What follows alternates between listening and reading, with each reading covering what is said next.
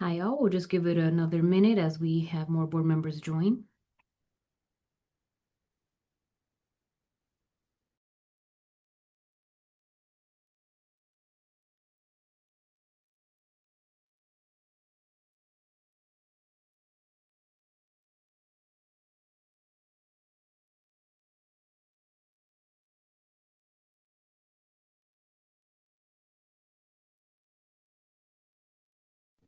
Hi.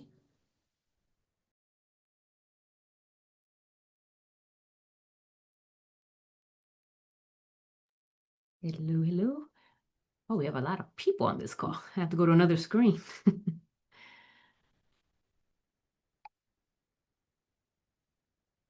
Hello, everyone.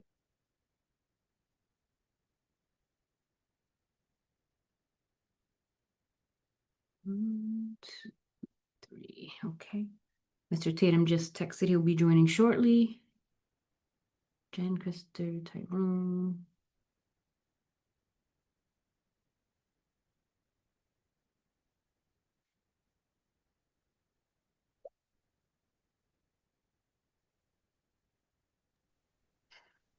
Do we have a quorum, Christina?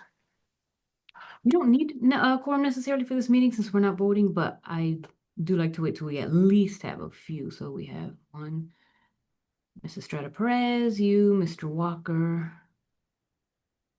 I'm going through all the names. Member Fortune as well here, I thought. I know, I thought I heard her, but I don't. Yep. She's here. Oh, there she is. There she is. Yes. Okay, so that's 4. And I know Mr. Tatum will be joining, so if you'd like to begin. Okay, great. Thank you. All right, welcome everyone to the Hartford Board of Education Committee of the Whole. I think today is the 8th of September. Good to see you all. We have a full house, so we won't do rounds of introductions, but it is great to see all the staff, board members, and our partners that joined tonight. As you can see, I'm joining from my car, so my apologies when I go off screen, but I lost my Uber driver to college, so I have to do some Ubering, so I apologize for the confusion. But we will start tonight with this is a contract for Hartford Performs, and I believe that I'm passing it over to Dr. Saki, if I'm saying that right. Thank you. Yes, that is correct. And thank you, Chair Hockenhall. Good evening, members of the board and Superintendent Townsell. Thank you for the opportunity to share with you some information on our contract for Hartford Performs. I'm here with our elementary director, Mario Carullo, and the executive director of Hartford Performs, Ree Campbell, as well as one of our principals who's here with one of her teachers who have actually experienced Hartford Performs and are going to tell us a little bit about that. We'll be presenting a brief overview of our partnership with Hartford Performs and the strategic alignment to our district strategic priorities and objectives. We will also give a little background and share on the positive impact on our students. We'll discuss the contract, expected outcomes, and success metrics, as well as the downside of not moving forward with this particular contract. Next slide, please. So as you can see, Hartford Performs aligns with all 4 areas of our district strategic plan in regards to whole and healthy students, ensuring that there are arts integrated experiences that support students' socio-emotional learning, help students to have a growth mindset, make school fun, and support students' reading comprehension by aligning the various activities to the content that students are reading. When it comes to expansive learning and opportunities, students are provided with hands-on experiences at the various theaters and museums and historic sites that they visit. This helps to build students' background knowledge and helps them to make cultural connections to what they are learning. In alignment with skilled and diverse teams, our staff is offered differentiated professional learning opportunities that help them build their capacity to serve students through arts integrated teaching strategies. In regards to operational and management excellence, Hartford Perform uses a 3-to-1 funding system, which contributes $2 for every dollar we spend. And we'll get more into that shortly. Hartford Perform directly contributes to the district's 4 strategic priorities, And I'll have Ree from Hartford Performs share some additional information. Ree. Thank you, Dr. Saki. And next slide, please, Christina. And thank you, members of the board, for allowing me to present with Dr. Saki tonight. It's a real pleasure to be able to do that.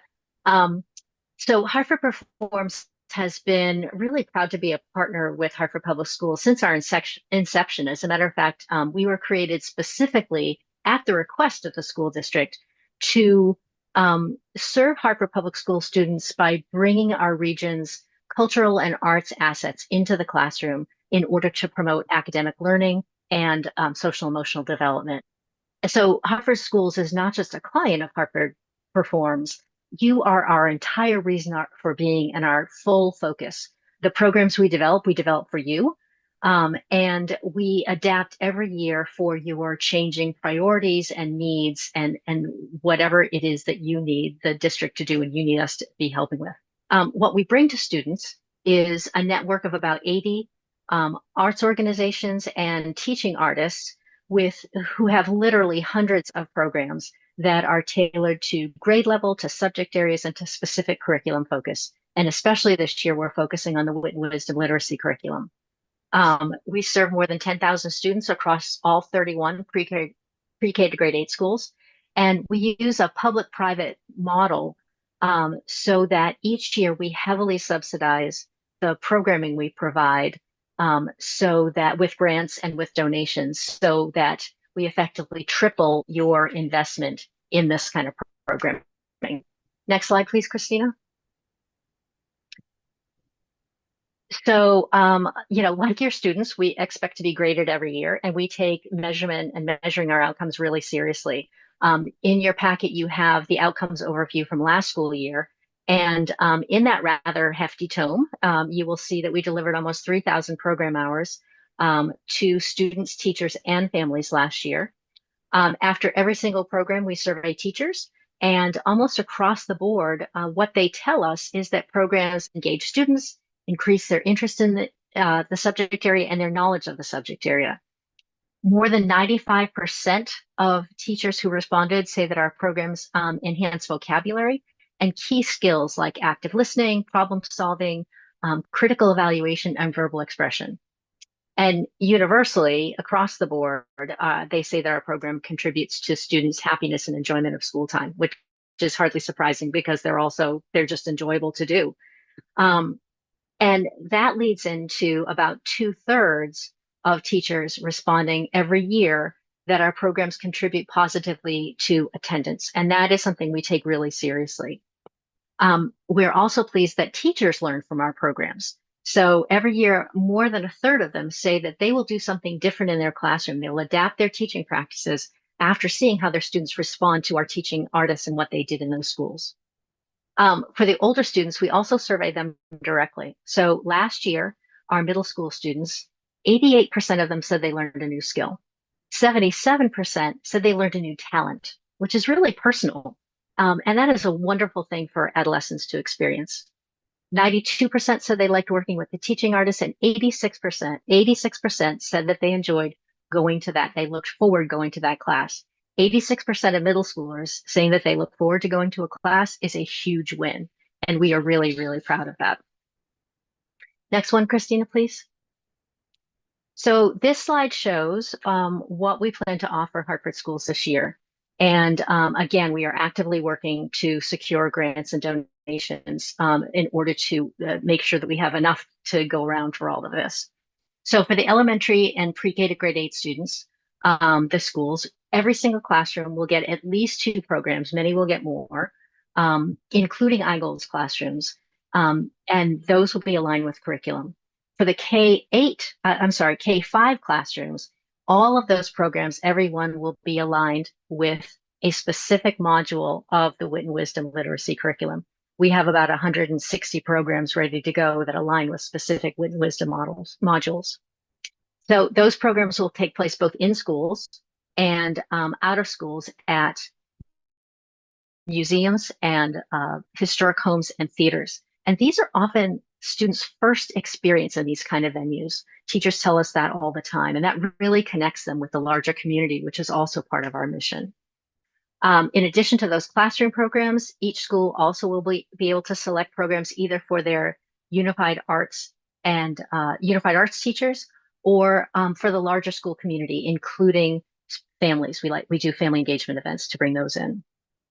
Our programming for the 4 neighborhood middle schools, the model is very different. We created it a few years ago and it's working tremendously. We're going to be doing that again this year. It is a project-based learning module where we pair a teacher and a teaching artist over an entire academic quarter so that there is a long-term exposure and students get to create something significant, a performance or an exhibition that they can do. And then for teachers, the third part of this is for teachers. We'll be doing professional learning again, mostly for the unified arts teachers, but also supporting classroom teachers with Wit Wisdom once again. And with that, I will turn it back to Dr. Sacchi to talk about measurements and the rest of it. So thank you, and thank you, Ree, for sharing. So in regarding assessments of and progress monitoring, based on our students engaging with Hartford Performs, our goal is to see an increase in Wit and Wisdom end of module assessment task score from the 2024 to the 25-26 school year. We feel that by building students' background knowledge and vocabulary through arts integrated experiences, we believe we will see that growth in student performance. We're also looking to increase the number of our students who are receiving these experiences from last school year to this, and we'll measure this by the roster of students being served. Next slide, please. So we are requesting $358,710 for Hartford Perform programming for this school year. $314,000 would be for district programming as described by Ree. $4,000 will be for Breakthrough North for additional programming, and $40,710 from McDonough also for additional programming. And this contract will run until the end of this school year. So with that said, any questions? Thanks, Dr. Sacchi, and thanks, Ree. I will turn it over for questions. Mr. Walker. Yeah, thanks, Chair. Assistant Superintendent Sacchi and Ms. Perry Campbell, thank you. Great presentation. I want to make, I guess, an observation here and maybe a question. One is, back on the slides, you talked about impact of not funding this.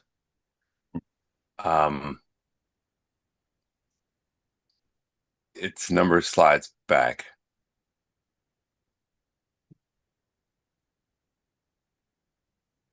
There. Okay. Oh, right there. I want to kind of push back at the statement here, removal of guaranteed arts access for all students. Now, I've talked to Ms. Perry Campbell, and we talked recently, and you assured me, right, that this program is not a substitute for arts programming. Students who participate in this program cannot be considered to get anywhere close to the type of arts and programming they would get if you had a unified arts teacher in a school. As I understand it now fully, this is an enrichment program that's valuable for students. It works well, but it's an enrichment program that happens to use art as the vehicle for engaging students. And so I'm saying that because I'd rather us own that we don't fully have art in the district and note that gap and try to find ways to fill the gap. This is an enrichment program. I like it, but I think it becomes disingenuous to say that this will equate to saying that we're providing our students with guaranteed art access.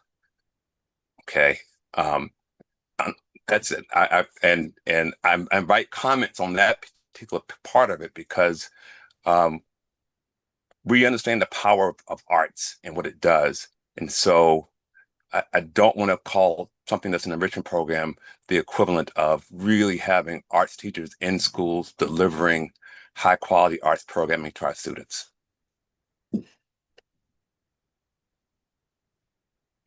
If it's okay, can I comment? Yes, of course.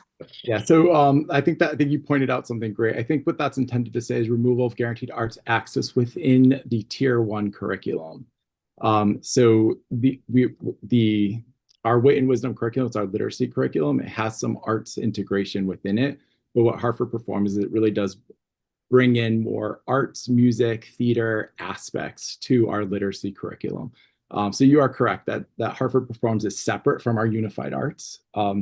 They are not the same. So when it talks about removal of guaranteed arts access for all students, we mean removal of guaranteed arts access to within the literacy curriculum. So, I think that could have been reworded. So, Chair, can I have a follow-up question? Yes. Okay, so I have one or two questions. So, as a follow-up, I guess Mr.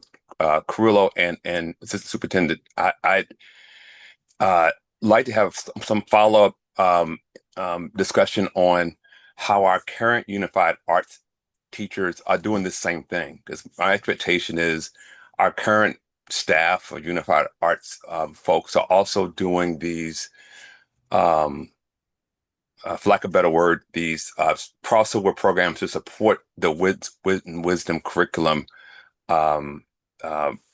Reed Campbell's doing an excellent job of pointing out what she's doing. I'd like to see what our other arts teachers and other unified arts people are doing in the same area. Again, because I don't want to create the perception that Reed Campbell is the only person that's providing us arts-related tie-in to Wit and Wisdom. I think we should elevate that and give credit to our other arts people who are doing it. And then I guess my question here, so that's a request really to come back and say, what's unified arts doing in the same space? And let's give them some recognition and credit for doing this. Two, now that Ms. Poirier Campbell's program is really doing this time of Wit and Wisdom, can we have some report out about that impact? Maybe hear from teachers some concrete examples. I'm not necessarily looking for numbers. My expectation is that we're going to hear how the Hartford Perform programming has woken up the eyes of students and maybe inspired them to get them more engaged and tied in. And so I would love to hear teachers talk about how this programming improves student engagement beyond just the event, and that somehow they could show that students were more tied in from this as opposed to not having this at all. And so I would love to have some reports back from teachers with examples of how this really helped in that area. So I that's another kind of request to around some hard data around this or some good qualitative data around this. And Mr. Walker, we do have Principal Cahill here, along with one of her teachers. Maybe I'll have her, Principal Cahill, if you're here with Ms. White, if you don't mind responding or just giving an update to Mr. Walker on your experience with Hartford Performs. We would love to. That's why we're here tonight, Mr. Walker. So I'm Principal Cahill of Kennelly School, and I have Phoebe White. She's a resource teacher in our building, but she's also the site coordinator for Hartford Performs, and she has been since its inception, so she's been able to see the program grow. We have some specific quotes also from staff and teachers, just in case you'd like to hear them. But to answer your question, it was a great one. Our arts teachers, our UA teachers are preparing lessons that supplement the literacy curriculum, but Hartford Performs takes it to the next level because many times they're going out on field trips and then they're seeing the transfer of the curriculum into real life. For example, our students went to the Mark Twain House and they were able to see examples of characterization that aligned exactly with the Wit and Wisdom curriculum. So they're actually getting to see it in action. And we all know the importance of field trips, and Hartford Performs gives us the financial support to get the kids out of the building and see it in action, which we're just so thankful for those opportunities. And Miss White is here as well if you have any specific questions, because she did collect quotes from students and teachers, and she has also great insight into the assemblies that we're able to provide for teachers, and newly in bringing our families in to engage in workshops with the artists. We've had wonderful success with that last year. If the chair would allow, I would like to hear a couple of the quotes and the impact statement from the students and teachers. I think it'd be good to hear so the successes. Wonderful. Phoebe, would you be willing to share that? Hello, everyone.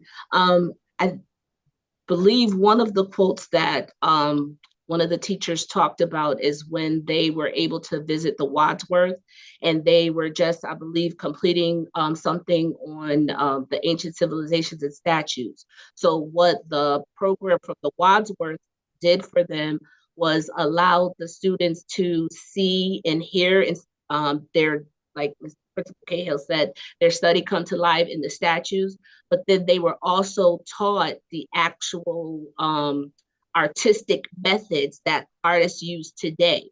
So they were seeing how this was brought into real life application, where if you know our students, they want to know, how does this apply? How can I use this in the real world? So for them to be able to gain that and see that in a real time situation as they visited the Wadsworth was awesome. Again, the teachers are loving how they're able to implement and incorporate and align what they're studying to be able to find one of the programs to complement what they're doing in the classroom through Hartford Performs.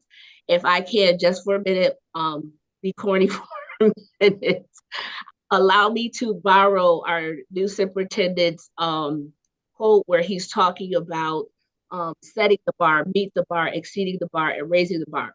So I'm someone who has been in the Hartford Public Schools for over 20 plus years. And as Principal Cahill said, I've been with Hartford Performs since its inception. I became a believer. But one thing I always wanted to know is, how are they going to top what they just did? How are they going to make this program better? They never fail to take that bar to the next level. Even from the time when we used to just do paper copies of selecting programs, now it mimics what they see out in today, where you can see the picture, select what you want, put it in the cart. So it's more convenient for teachers to select these top quality programs for those students. They get to read the summary and excerpt about the program so they can be strategic in their selection of programming. The fact that it's just so simple, just a click away, and then the fact that they can communicate with the artists to accommodate whatever needs for their students they may require. We have iGoals in our building. So they're able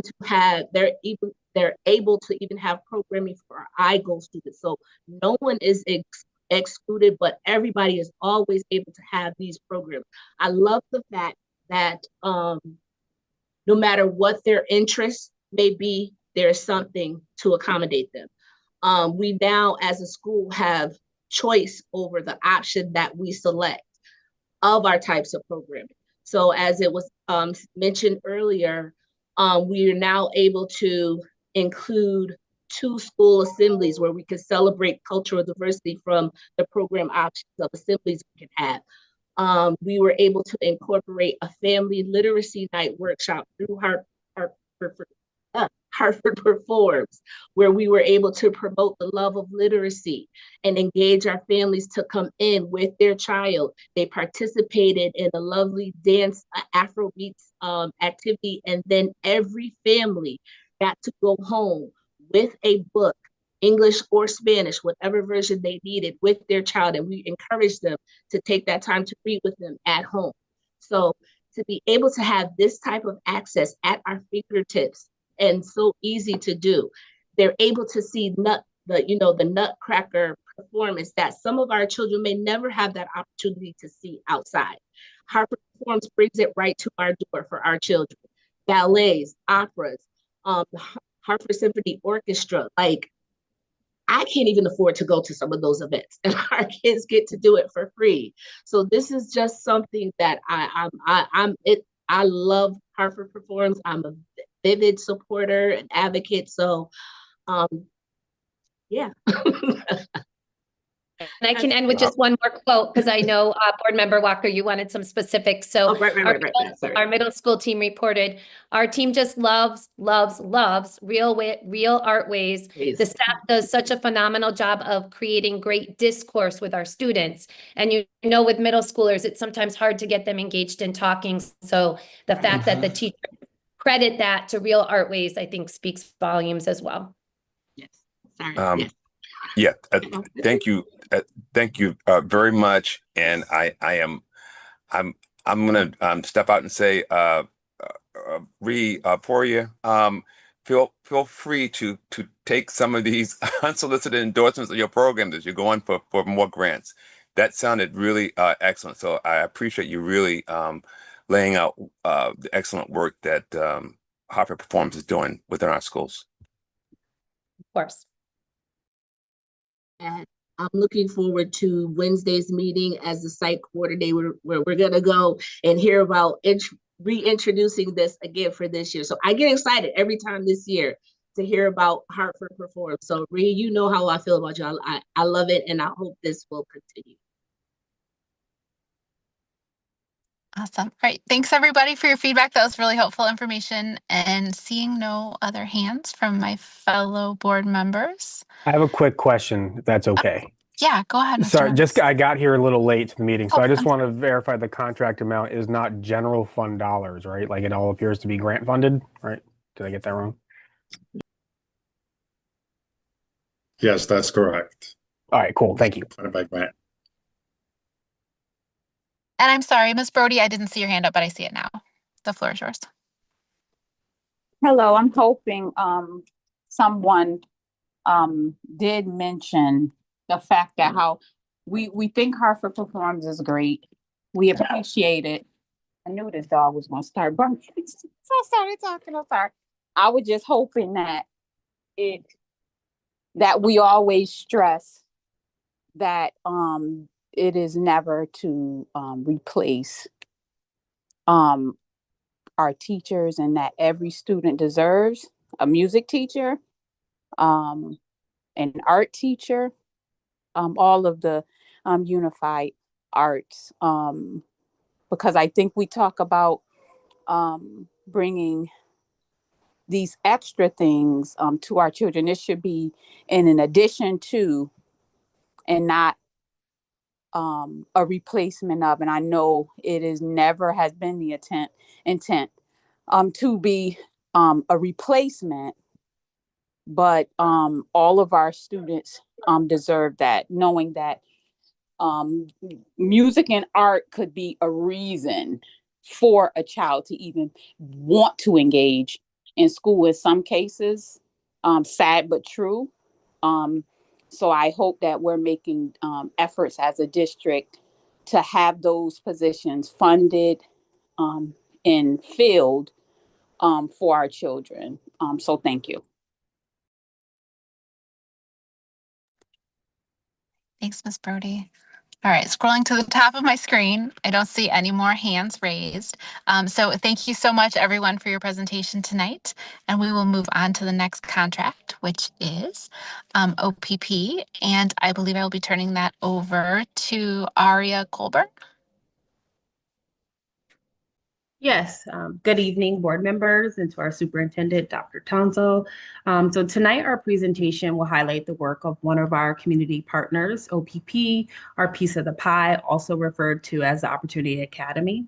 I'm joined by Director Cuevas and members of OPP tonight, who will highlight some reflective work of the work that was done in previous years, and then lean into some forward planning if the contract is approved, of how we see this work really aligning to our strategic priorities around engagement in post-secondary work, making sure that our students graduate with a clear plan in place. Next slide. And so again, we'll be reviewing the contract details. We'll be talking about the impact of work in the data review. We're really excited about some of the work that we have done in the past. And again, thinking about that forward thinking. And then we'll be understanding the scope of services offered by the Opportunity Academy. Next slide, and I'm going to turn this over to Director Cuevas. Thank you, Dr. Coburn. Good evening, board members, Superintendent Townsend. Here's a quick overview of our contract overview with Opportunity Academy, our piece of the pie. The purpose of the contract is to provide alternative educational access for high school students that are disengaged, overage, and or undercredited. Again, it's a one-year contract from July 1st, 2025 to June 30th, 2026. Our contract amount is $660,000. Our funding source for this contract comes specifically from the city. And this is a combined effort with our school office, Office of Student Support Services, and Office of Enrollment and School Choice. Next slide, please. And now I am going to pass it over to Senior Director of Youth Engagement at our piece of the pie, Mr. Gerard Dawes, who will be sharing some of the historical background with our partnership with OA. Mr. Dawes? Yes, thank you. Good evening, board members, and I'm Superintendent Dr. Townsend. I would like to take a moment to talk about the historical aspect of our partnership. Our piece of the pie would like to thank Hartford Public Schools for our long-lasting partnership. Although we are only accounting for 16 years of this partnership, but it really goes back 25 years, and I'll speak a little bit to that.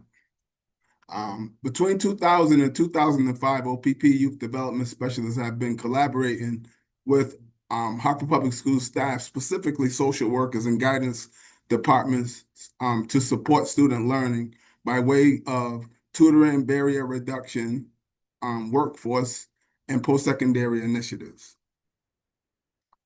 This proved to be an effective strategy to support students and led to a partnership in 2005 between OPP and Hartford Public Schools, placing OPP's youth development specialists in the student success centers at Weaver, Buckley, and Hartford High.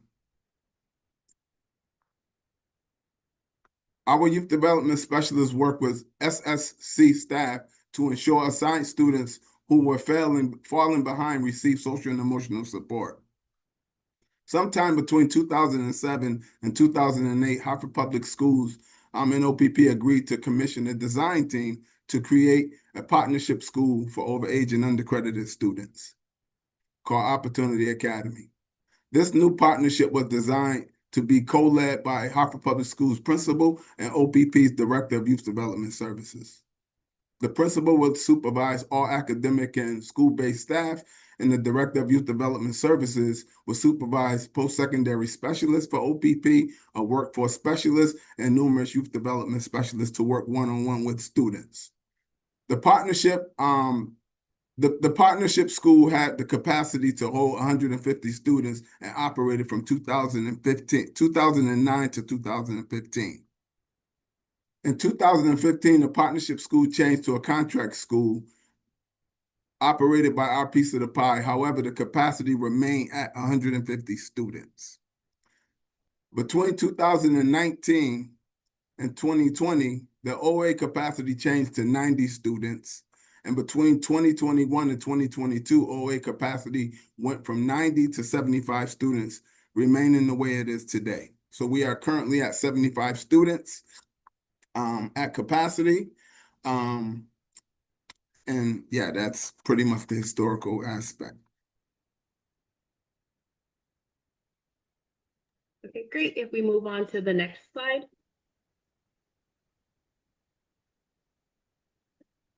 Here we'll hear from OA staff to talk about why the OPP program is so important.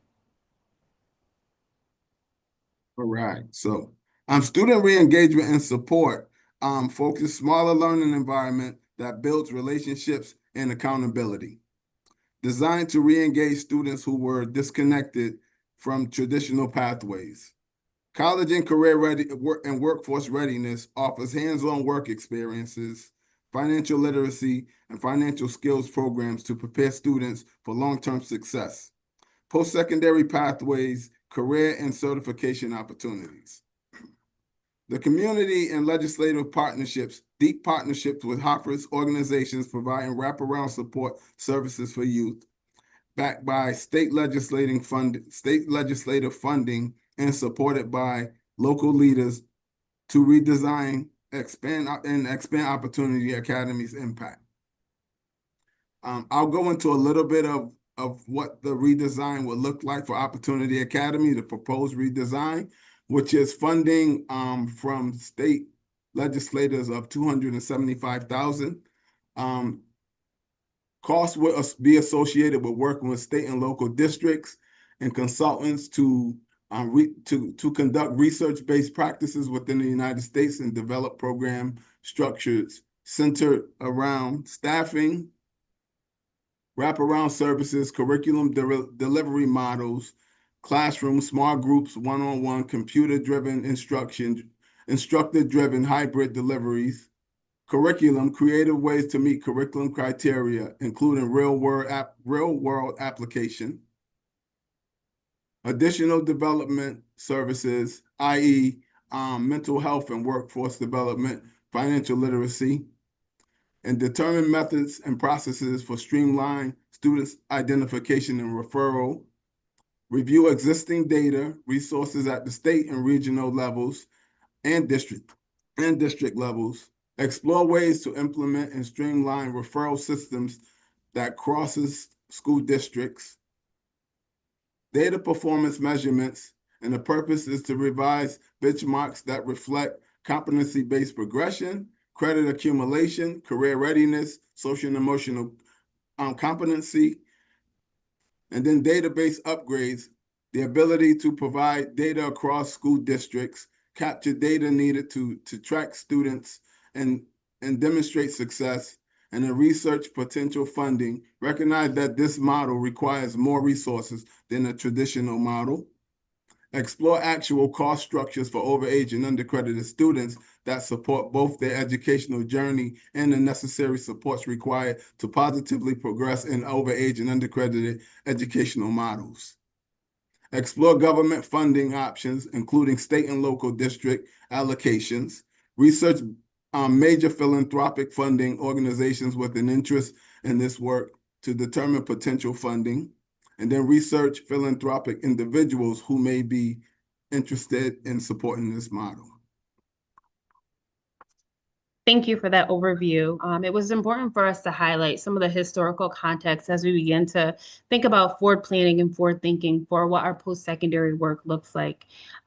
Liliana has the next slide, which is going to walk you through the different tiers of support that we have here in Hartford and how the Opportunity Academy is positioned to support our growth and our work that we're thinking about. Thank you, Mr. Dawes, and thank you, Dr. Coburn. Yes, in this slide, I'm going to provide not only the district multi-tier support system of support, but our MTSS. It's also going to show the secondary interventions that are currently in place for our alternative programming. The goal of providing different tiers for alternative programming include, one, a way to support our students with higher level of support within the high school setting. Two, allows for a variety of student needs to be supported, in case of community concerns, if they have working hours, low credit attainment, and et cetera. And three, obviously to create a more individualized approach for our student learning. At tier one is our universal offerings. So it's included for all of our students, is a way for our students to access education. And two examples, right, just to our freshman academy and our career pathways. At tier two, students may be placed into intervention classes for intervention at the grade 9 and 10th grade, or they may also be considered for our support centers at the comprehensive high schools for students who need to recover credits. And then at the Tier 3, which is where Hope Academy and an Opportunity Academy falls into, and that's our intensive pathways, where we get the chance to provide some individual support in a small setting in a more individualized program for our students. As you can see also, there is the adult education pathways, which also gives another opportunity for students, our non-traditional students, another opportunity to re-engage, to ensure that they earn a credit, their diplomas through either the credit diploma program or our adult ed programming. Next slide, please. And of course, it's not enough that we have these supports in place, but we also need to hold ourselves accountable, not just the work that we do at Hartford Public Schools, but with our partners in mind to ensure that we are meeting the needs of all of our students. So with this tier approach in mind, we are constantly asking ourselves, right, in the programs, are we supporting our students? Are we meeting their needs? And are we keeping pace with our student changing needs?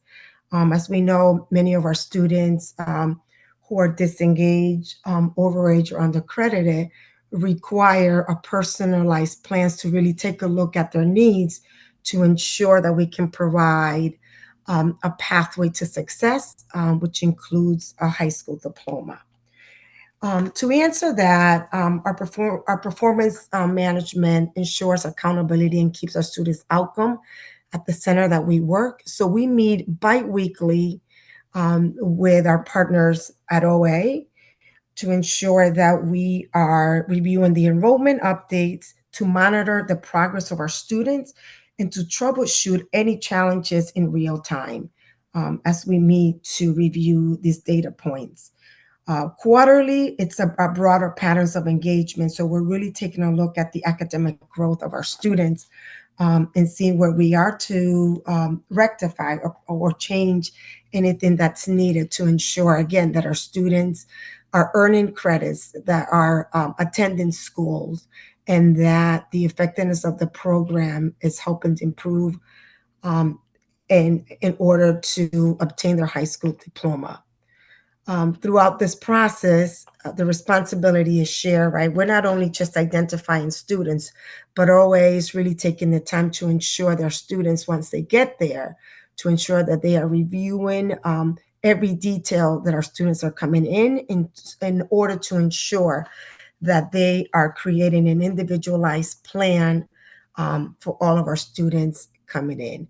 And of course, our annual summary report, where we really get to a chance to review all the year's work, the enrollment trends, the credit attainment, attendance, and not only that, but to hear the voice of our students as OA makes it an effort to ensure that they are interviewing students, that they're hearing from students, so then we can come back to the table and make recommendations for improvement the following year.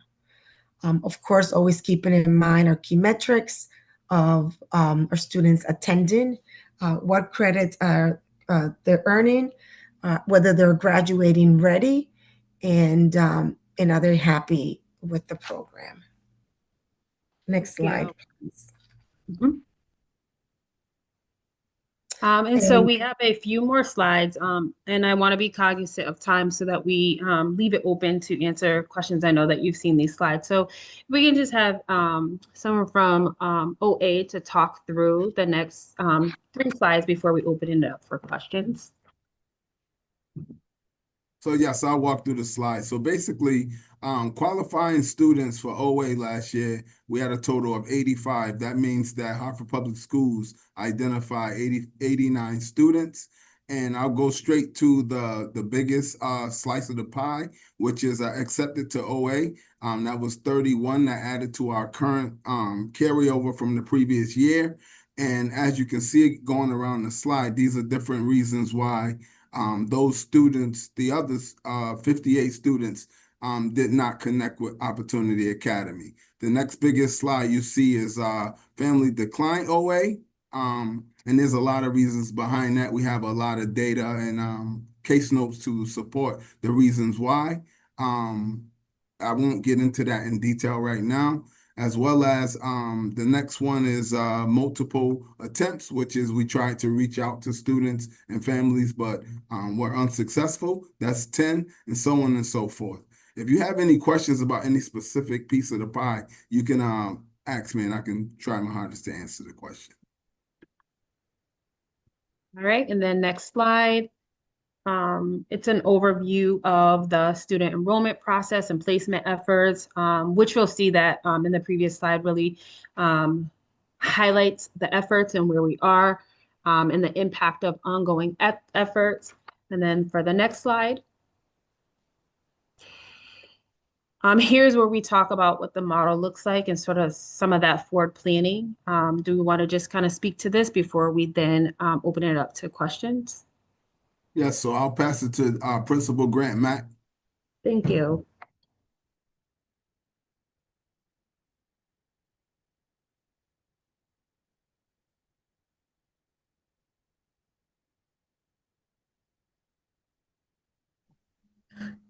Evening, everyone.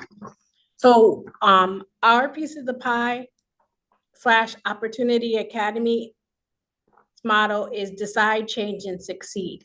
We have anchoring supports, we use innovative strategies, and we also work with students for future planning so that they can figure out what their post-secondary careers look like. Some of our strategies that we use are to make sure that that we're well-versed in what our students need, and that's with providing resources, our school social worker, our school counselor, and our youth development specialists. They provide life skills classes, we provide financial literacy courses, and just supports that we find that the barriers that they're facing so that they weren't ready for the traditional high school. And other innovative strategies, we like to utilize our project-based learning. We do a blended learning model where we use Edgenuity, and we also provide teacher-led instruction. And we use mastery-based progression so that students aren't necessarily counted for their time in seat, but rather what they're doing in a holistic approach. Thank you. And that is the end of our presentation. We'll now see if there's any questions or clarification needed. Great. Thanks all for your presentation. That was very helpful. I will open it up to board members. Any questions, comments from my fellow board members? Ms. Brody.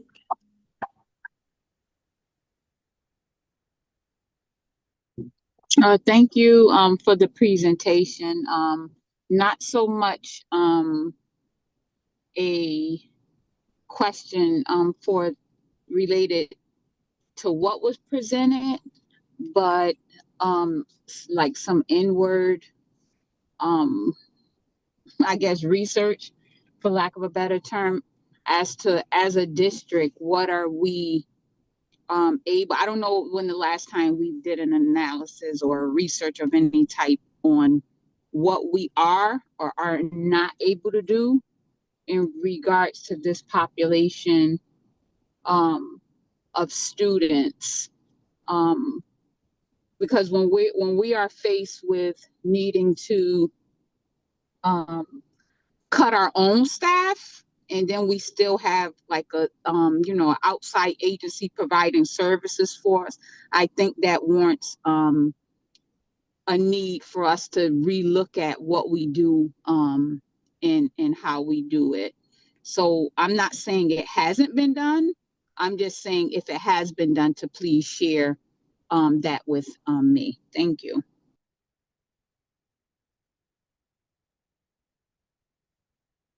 Absolutely, that can be shared. We noted at the last presentation as we began to talk about partnerships and think about our other partner with CT Rise, some of that work that needed to be done. And so we are in the process of preparing it, looking at our population of students and really thinking about the services that we have available for them. And then how are we building capacity as a district to be able to support all of those students who fall in different buckets of need. And so as we look at the students who fit the profile for Opportunity Academy, we're also looking at the students who don't and what pathway they fit in so that all of our students have the support in place. So thank you for lifting that up, and we will be sure to share that. Thank you. Mr. Walker? Thank you. The question, if you go back one slide, I have a question about this graduation focus. No, back. No, the graduation rate slide. I'm sorry. There was. Let me look for it, sorry. No, hang on a second. You were just right before questions, right before questions. I think it's 10 two year? forward. After This that. one? Yes. That one. Okay. Okay. From our discussion last year, this slide feels, this slide to me kind of misses the mark. We talked last year, the impression I got is that the students who are entering this program are students who are significantly under credited. So one would not expect them to be graduating on some very quick path. This somehow gives a different picture. The question is, I would invite us to really talk about what tangibly is happening in OPP. The impression I had last year is that OPP was doing a yeoman's effort to get disengaged students just re-engaged into educational life skills kind of growth process. And that the focus wasn't necessarily on short-term turnaround to graduation. So what am I taking from this picture that tells a whole different picture than what was described? So what's the real picture? What's the real value? I'm posing in that way to say, if they can come to OPP, 80% of the students can graduate, then like Ms. Brody, I'm kind of questioning why wouldn't they stay within their own district, right? 80% of students graduating is the success rate of the district itself. And so help me understand what OPP is really accomplishing and, what's this slide trying to tell me? Oh, sir, this slide here, this 80%. This year we had 13 seniors we had 8 that were eligible for graduation. 6 of those 8 graduated this past school year. Okay. That sounds realistic. Okay, I get that. Okay. So of the 8, 6 graduated. All right. Okay. So that means of the 75 that you had plus, okay, the vast majority did not graduate this year. Okay. Correct. There were, for this school year there, and as you know, they obtain credits at a varying pace. And so what happens is, in order to be eligible as a senior, as you know from our annual report, they have to have had senior credit status for 6 months. And so we did have a total of 13 seniors, but only 8 of them were eligible for graduation. Thank you. So is there, to be clear, based on what I saw in that pie chart, I'm assuming that you had at least 75 students roughly for the year. Is that fair to say? 74. Okay. So And what and I was took down to 74. Of the 74, we had 9 freshmen, 23 sophomores, 28 juniors, and 14 seniors. And of the so 14 seniors we had last year, like Principal Grant Mack stated, 8 were eligible for graduation and 6 graduated, which is a 75% graduation rate. Students, you know, we do our very best in working with the district to, specifically Liliana, to you know, identify students who for whatever reason they've disconnected from their traditional setting and would like some type of alternative setting. And with that being said, you know, students come with anywhere from you know, 6 to, you know, or 0 to 6 credits, 12 credits. You know, the credits are all over the place. So when they come to us, our job is to stabilize them, work with them to make sure that barriers are reduced. The barriers that sort of got them in the position of being overage and undercredited, and begin to build resiliency and build their skills so they can, you know, come to school every day and learn. As you can see here, the average GPA over the last 10 years has gone up from 90 to 3.0. So students are learning. We are having an effect on the students that we get, but sometimes, you know, if you get a student with low credits, it takes time. I agree.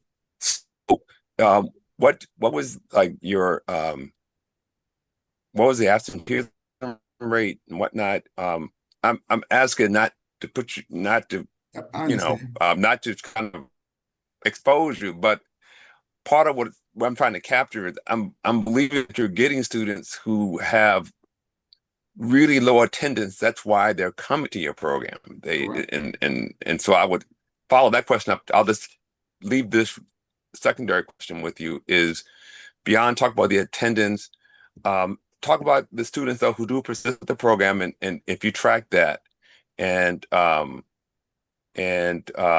talk about, you know, if there's been improvements in terms of how you and the district are collaborating and picking the runs for the program in there.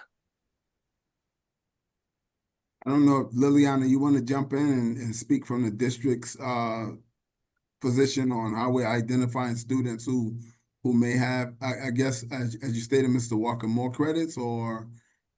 No, I think I'm asking because I think one of the keys for this program to be successful that you get the right student in this program.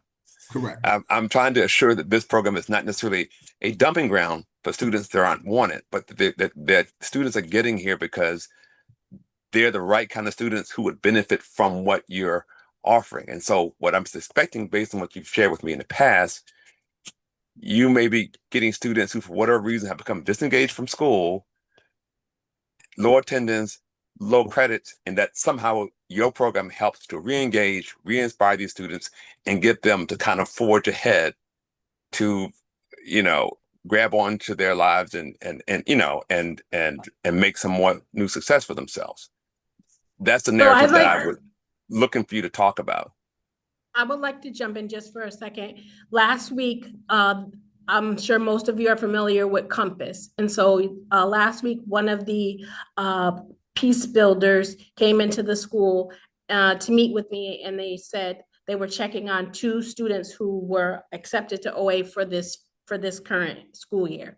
And he shared with me, he wanted to check in on the attendance, and he shared with me that they missed 150 days at Weaver last year, and they wanted to see what the their attendance rate was. That they had been meeting with them through the process this summer of trying to re-engage them in school, and then also coming here to let them know that we're all a partnership. We're all the pieces in the community, what the barriers are, that we're working together to make sure that we keep them, now that we've got them re-engaged in school, to keep them engaged. And I'll just also jump in, Mr. Walker, Board Member Walker, thank you for the question. And I believe it has the same sentiment as the question raised by Board Member Brody, as far as how are we identifying students? And once we identify students, how do we know that when we make the referral to the pathway, it's the right one for them to have success? because the last thing that we want to do is refer a student to a program and then they're still not engaged. And so some of the work that we are doing is exactly what you said. We're looking at our profile of students, the ones who aren't engaged, and we're looking at our different pathways in the programs that we have. Once we match a student to a program, we take a pause before simply placing them. Number one, we make contact with the program. Number two, OPP has an interview process. And so some of the work that we're doing is making sure that we're speaking with the parent and the student to be really clear about the program components, which might be different from the school that they're at. And so for some of our students, the program is a right match because it aligns to what they're thinking about. For our students who it isn't quite a match, we look at, all the programs that we have and we say, what's going to be the best fit? And then we still work to engage with them. And so even when a student is placed at OPP, we are still tracking them to look at their success and then to figure out what's next. And so that's some of the forward planning that we've started for this year and thinking about our programs and our alternative pathways to get at exactly what you said. We want to make sure that it isn't a dumping spot for students and all of our students are a place where they can be academically successful.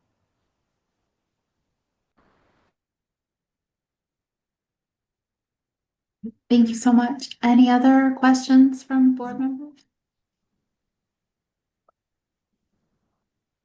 I have one quick question. Mr. Mills? Sorry, I need to get better at actually raising my Zoom hand, not real hand. What happens? So if the 660,000 is for 75 students, what happens if we enroll less students? Like I know it's prorated for if we exceed, but what happens if there's less? Like, does anything happen? Is it still the same price?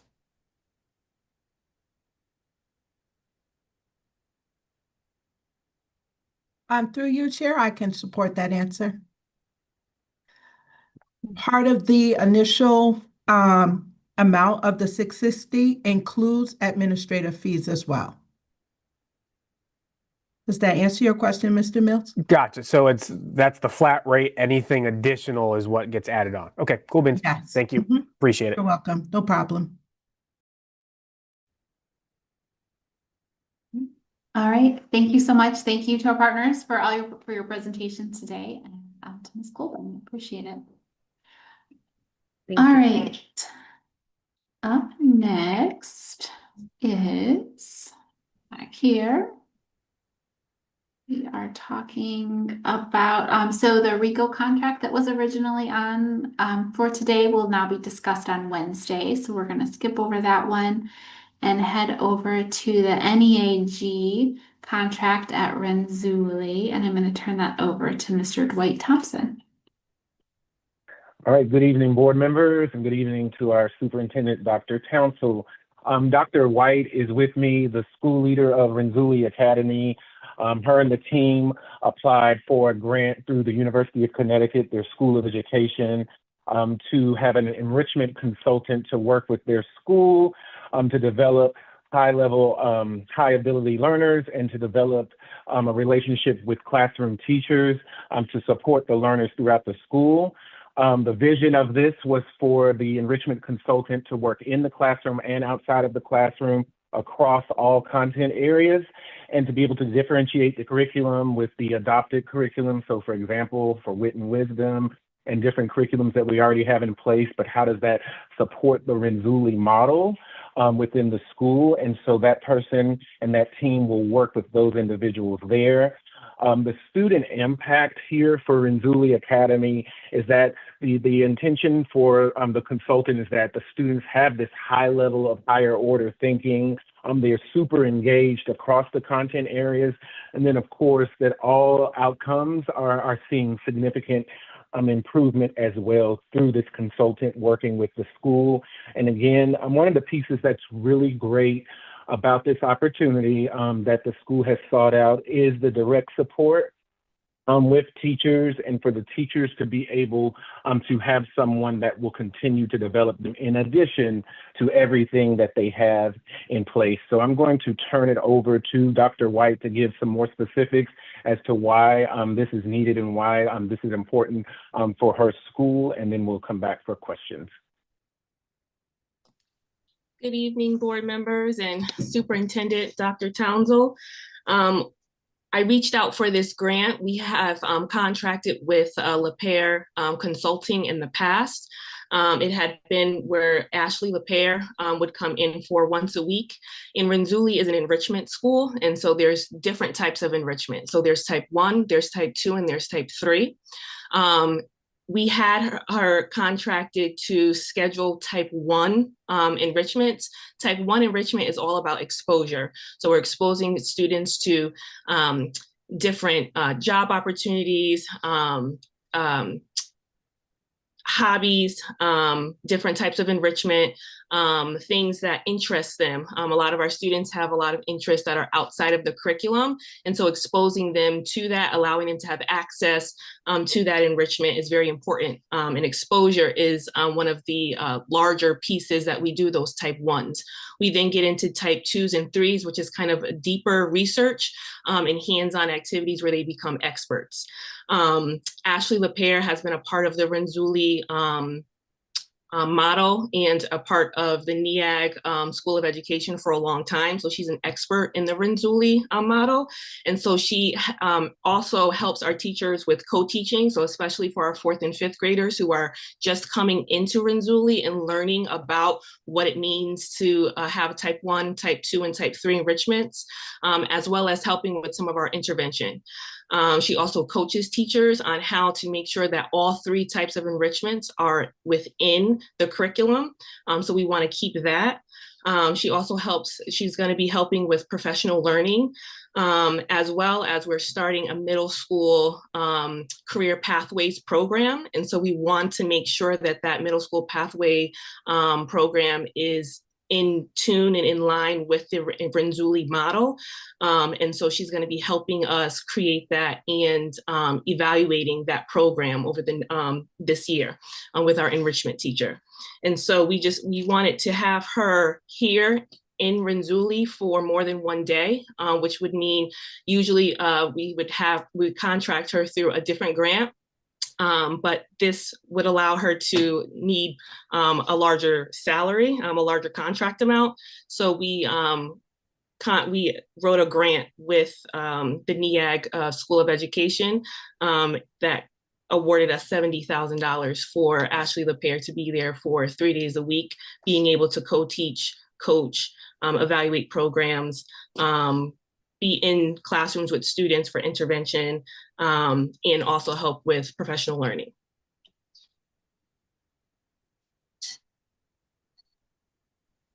Thanks, Dr. White. All right, I'm going to open it up to my fellow board members for questions. Ms. Fortune? Thank you, Madam Chair. I'm curious about the genesis for applying for the grant. Did the school just sort of take that upon itself, or did administration support you, or is it already the school staff that takes on this additional task to bring these funds into the school? And I'm just genuinely curious because obviously a lot of our schools can use resources, and to the extent that's something we could do to get more funds into more of our schools, that would be great. Yes, I decided to look outside for other grants with the budget season last year. I was just worried that we weren't going to have enough funds to not only contract her again, but to increase the amount of time that she has and the responsibilities that she had with Renzulli. So I looked with the NEAG School of Education because we also have the Renzulli Center at UConn. And so I looked that way to get some extra support. I mean, I commend you on doing that. That's phenomenal. Did you now apply for the grant yourself and do all the writing yourself, or did you get support from central office? What was the process like? Because it's an additional task that you've taken on. I wrote it myself. It was with Sally Reese, just kind of getting her her input on it. She is the head of the Renzulli Center at UConn, and just writing that with her in connection with Ashley LePair as well, who we wanted to make sure that we knew all the pieces of what we wanted to add for her contract. Okay, thank you so much. Thank you. And that's, I mean, it's phenomenal that you did that. So to, I guess, to the central office folks, if a principal or an administrator at a school or a teacher knew of a grant and they wanted to apply for their school, do we have a structure where we can support them to ensure that it happens? Because obviously it takes someone who is exceptionally committed and also has that additional time that they're going to invest to do something like this. So what type of infrastructure do we have in place to support the educators who are going above and beyond to find additional resources for their schools? I can respond to that. Hi all. I literally had this conversation today, actually, so it's very timely. And we currently don't have a process, but I was just talking with my grants manager about how we need one. We kind of started with just focusing on the grants that we are allocated and getting those in line, but I think we absolutely can start a process for helping some of those individual grants that schools want to apply for or a central office department to go through a more centralized process and make sure there's some support. For example, someone who can help read things, talk about how it's in line with other budget priorities. So yeah, the answer is we don't currently have one, but that is something we're actively going to be working on. Yeah, I think that is something that's important to do. I've seen other, I mean, nonprofits, not school organizations, but they have someone whose job is just dedicated to helping with that. And they have a goal in terms of how much grants they're supposed to look. So that way they're essentially bringing more money than their salary costs the organization. And I think it's just a really great way to find these supplemental services and benefits for our students and for schools based on their themes or needs or whatever else these donors want to offer. So that's critical. And I it's great that we have that, and someone in Renzulli took it upon herself. So thank you, Dr. White. And I hope that we can support other educators who want to do similar things. Mr. Mills? No question, but I once again agree with Ruth, and I think that it is incredibly commendable that you took the time to do this and to apply for a grant. Given the budget constraints that we frequently have to deal with, I think it's excellent initiative that you took it upon yourself to apply for a grant for services that you wanted to provide for your school. I wish it was otherwise, obviously, but I think it's still important that you did so. So I just want to commend you and your school and the efforts that you guys have gone through to continue to serve. So thanks. Thank you. Corey, I want to point out, ever since Cinco de Mayo, we've been agreeing on just about everything. So it's no longer surprising. It's the Selena. Ms. Brody?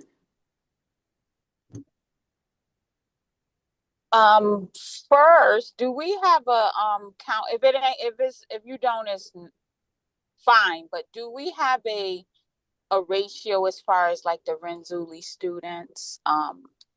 Because I know at one point it opened up to the suburbs, and we made it a part of the chef compliance. Do we have a overall number and then a out of town number versus a Hartford number?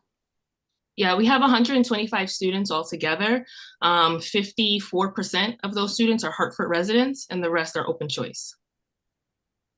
Okay, so I wanted to level. So I commend you on what you did, as everyone else. My daughter attended Renzulli. I can't even stress how she was able to soar beyond, like, it just, I can't even describe it.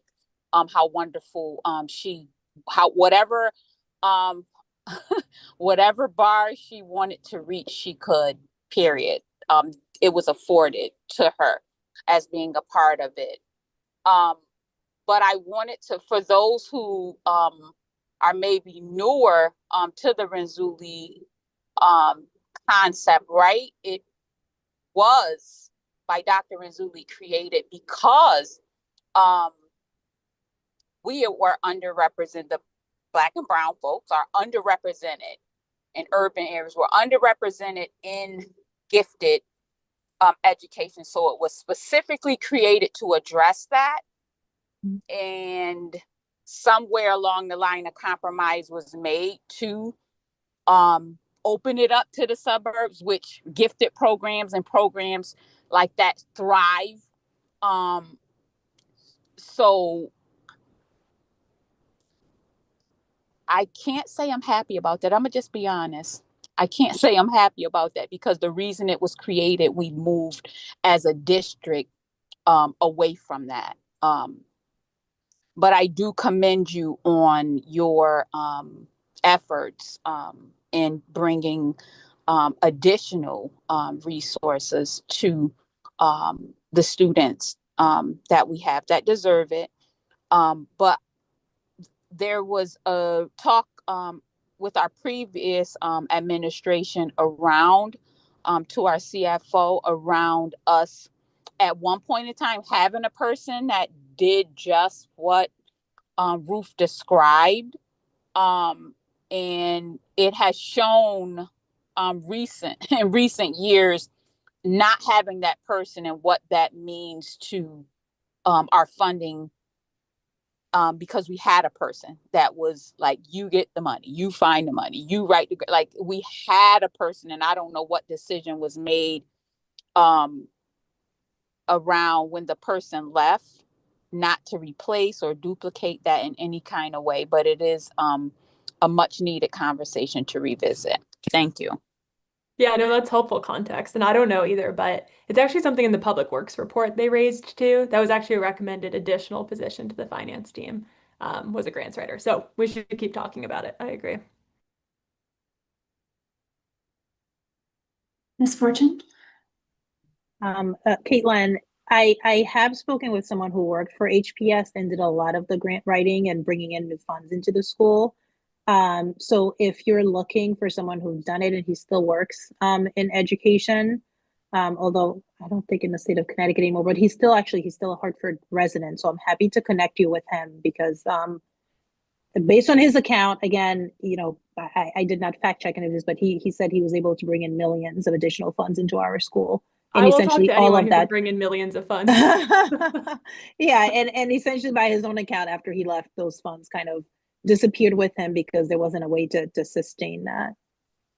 Yeah, no, for sure. Ms. Brody? Yeah, do we have a cap on enrollment because of the chef involvement with Renzulli now? I don't know if there's a cap, but I know that right now where we are, we only have capacity for 140 students. You said where we are, meaning the location? Right. Okay. If we could please, Ms. Santiago, get this on some type of agenda to raise this, because if we have gifted students that we are not able, it just seems so silly to even say that we are not providing an opportunity to, because we have suburban students in our program that was created specifically for urban students. That needs to be a conversation, a serious one. So if that could be on some radar in the very near future, that would be greatly appreciated.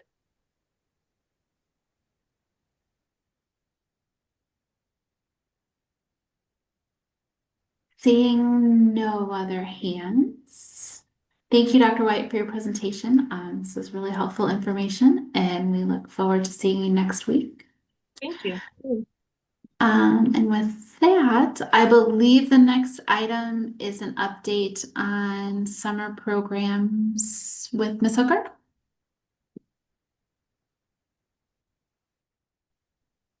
Good evening, everyone.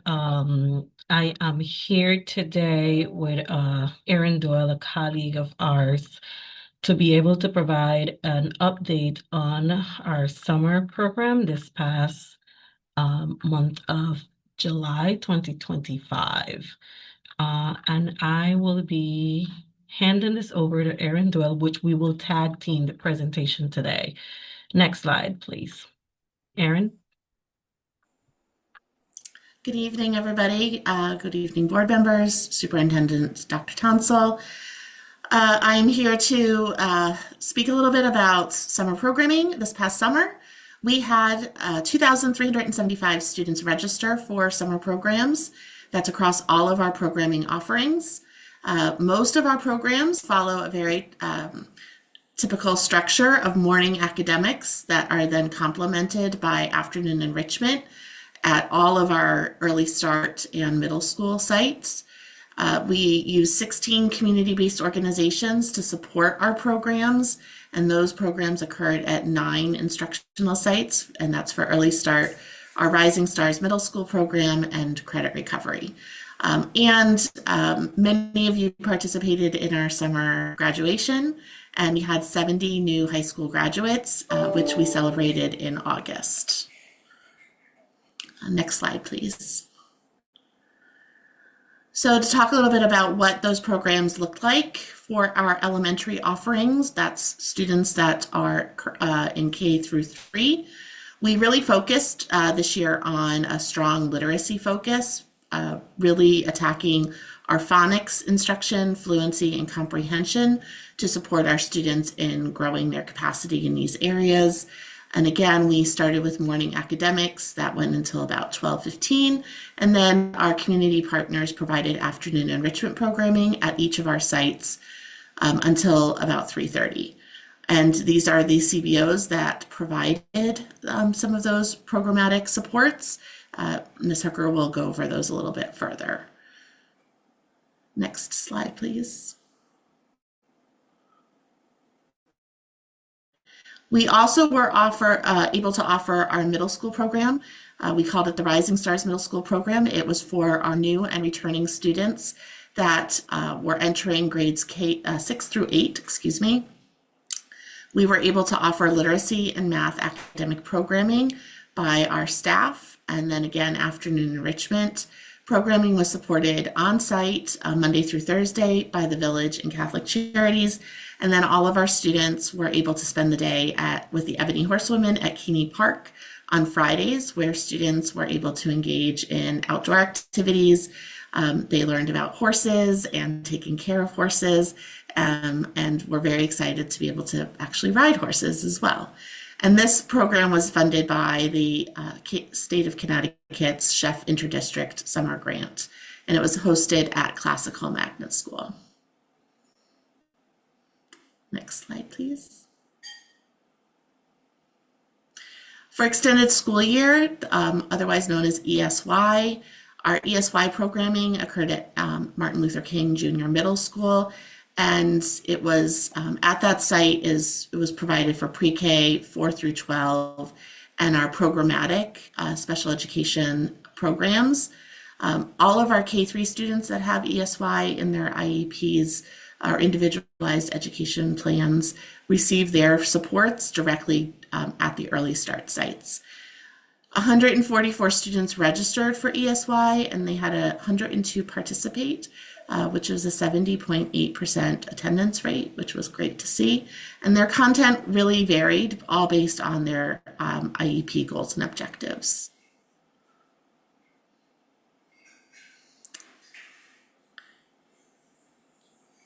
For this year, we also, in terms of credit recovery, which is for those individuals that need that additional support during the summer to assist in transitioning from grade to grade, as well as graduation. And it focused on ELA, math, science studies, world language, arts, PE, and health courses. And students this year were also able to receive mastery-based assessment, which assisted with an additional number of students really be able to earn in their additional credits in the listed subject matters that you see here on our slides to be able to push through the graduation that many of you attended, or a few of you attended with us this past summer. We were able to also solidify a partnership with Capital Workforce Partners to provide some job readiness training and placement for these individuals as an opportunity to increase their engagement and attendance to their credit recovery placement throughout the summer. Next slide.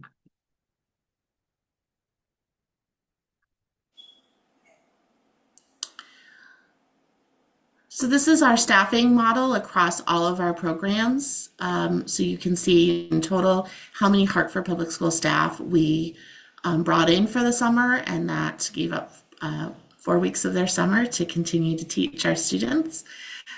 This does not include our 11-month employees or our administrators, all who also participated in supporting our programs. But you can see across each of our programs, the certified teachers, the bilingual teachers, support staff, and para-educators that all supported each of these programs. Next slide, please.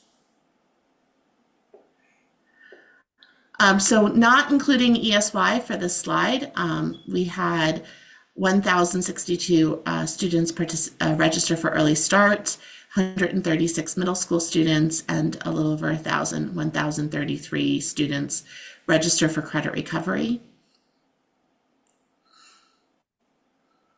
Next slide. And then this is our attendance percentage. So you can see overall we were approaching 75% attendance, but each of the programs varied slightly in terms of their overall participation. Next slide, please. On this particular slide, you're able to see the make or composition of community-based organizations that supported our summer program. So in terms of our early start program, as Ms. Doyle shared earlier, each one of our sites had community-based organizations supported the afternoon enrichment. So you're able to see that for our Zone 1 schools, we had multiple organizations provided support. For our Zone 2, we had PALS and My People's Clinic. For Zone 3, we had APMAD and Hispanic Health Council and Catholic Charities. For Zone 4, we had The Village and Boys and Girls Club were the ones that provided support in those particular sites.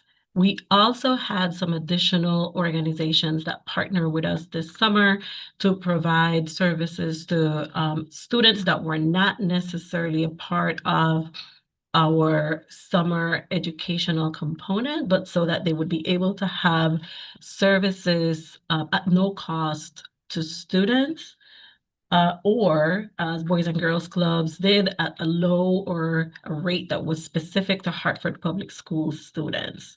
And that's what this slide is representing here for us to see. Next slide.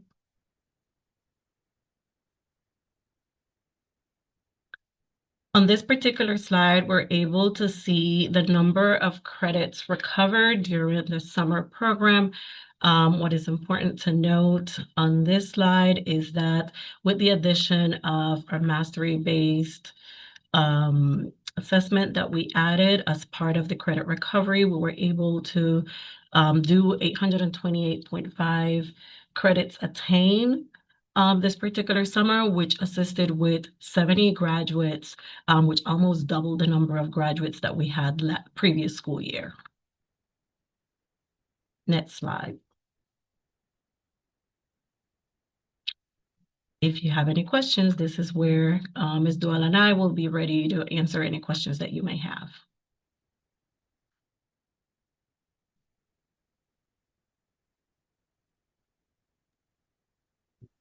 Thank you both. Any questions from fellow board members? No? All right, seeing none. Thank you, Ms. Hooker. Thank you, Ms. Doyle. Moving on to the last item, I believe it's on the Magnet School Grant Inquiry Review with Caitlin Richard. Floor is yours. Hi. Let me just share my screen.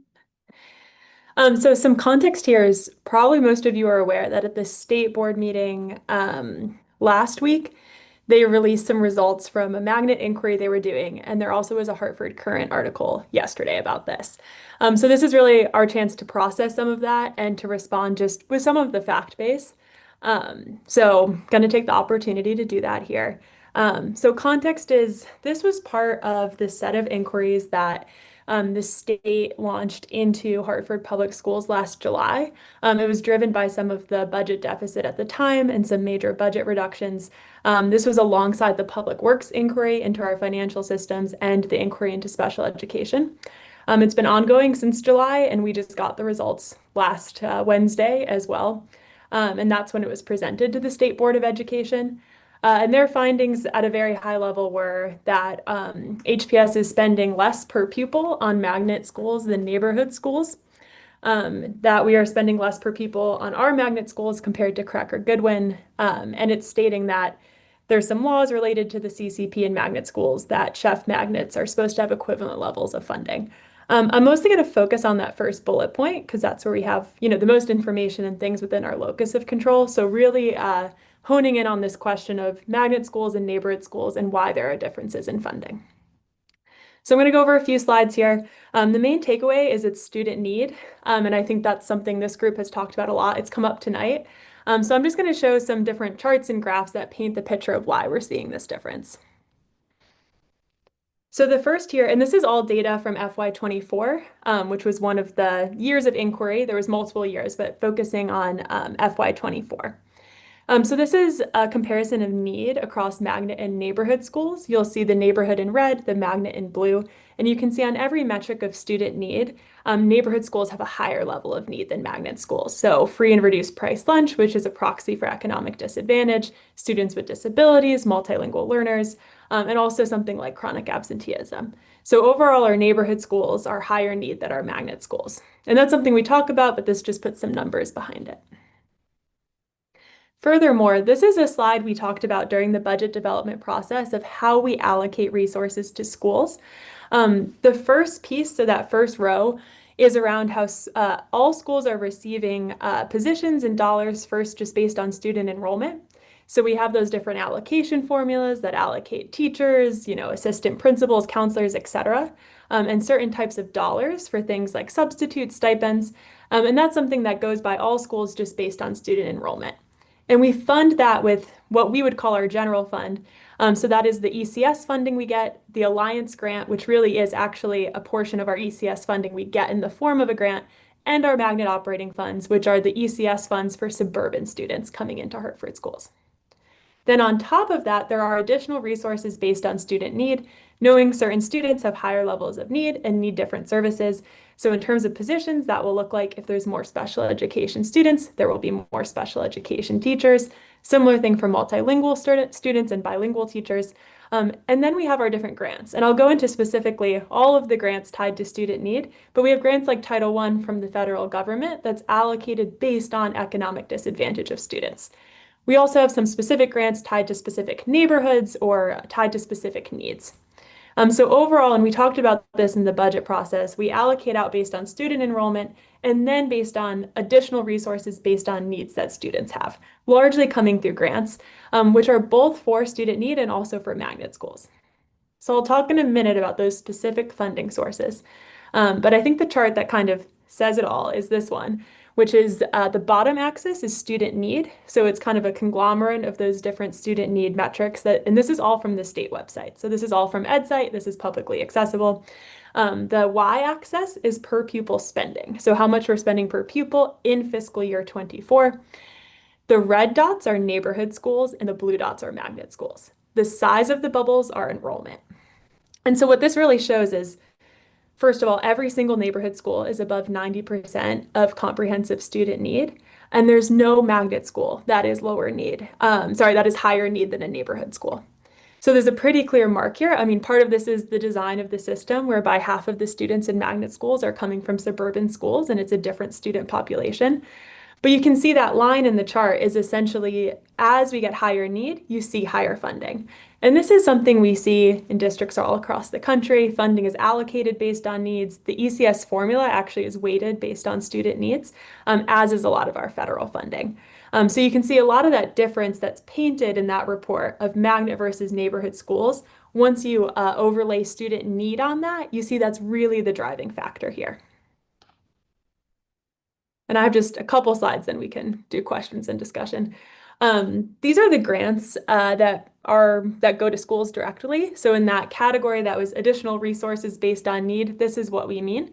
And some of them are funding positions at schools that come from the district. Some are given directly to school budgets.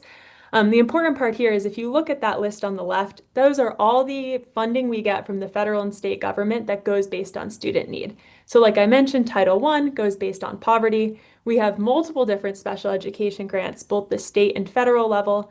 There's certain grants, like I mentioned, for certain neighborhoods like North Hartford or South Hartford, and some grants that the state allocates. It's federal funds for Title I, but the state determines how to allocate, and that's based on the performance of schools. So we have multi-million dollars that are allocated specifically for higher student need, and that's how we allocate them out to schools.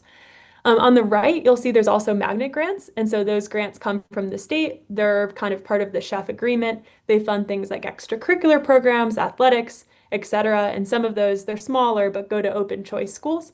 And so those go directly to magnet schools to enhance their programming, etc., to help them attract students. So those are some of the grants we have and kind of how they flow. Another view I want to show you before we pause, and this was one of the questions that have come up, is how does the spending affect student performance? And so this chart is really similar to what I just showed you with spending, except instead of spending, we're looking at performance. And what you see is the opposite trend. And so you see that higher need schools are overall performing at a lower level, even despite getting additional resources, which again, this is something we see across schools across the country. It's the factors of concentrated poverty, structural racism, everything like that are leading to conditions where there's more barriers to remove. That's part of what we were talking about in some of our earlier conversations. And it's not that, and so this kind of paints the picture of magnet schools overall are still performing at a higher level than neighborhood schools.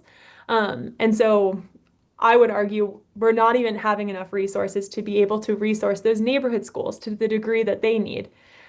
So this just kind of paints the picture of the relationship between student need and spend, and also between student need and performance.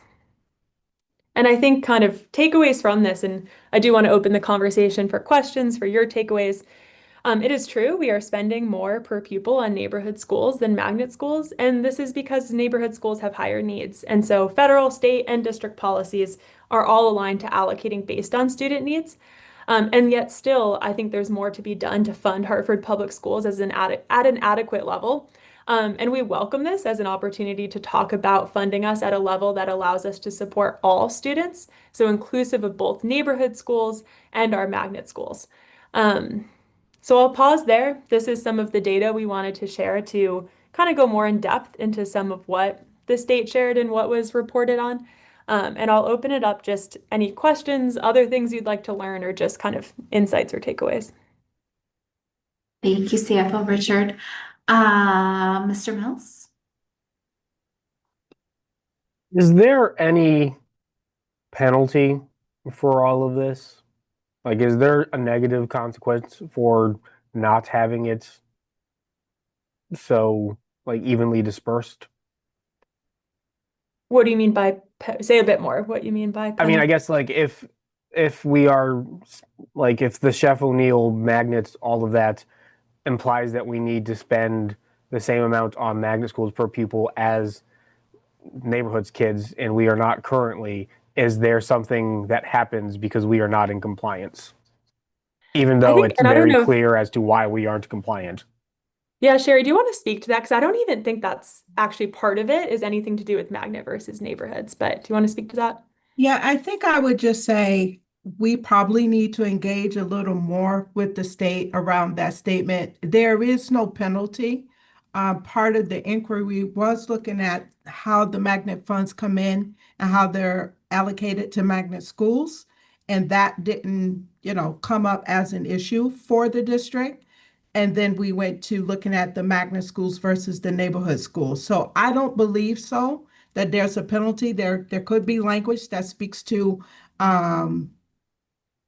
sufficient funding across programming, as Director Chief Caitlin Richards mentioned, around the adequate funding of Craig and Goodwin and the other operators, but that was the first time I've actually understood that there was some connection between the funding between operators. So in this moment, I think we just need to have more discussion around that point. Thank you. You're welcome. Dr. Townsell, did you want to jump in? Yes, I did. Can everybody hear me?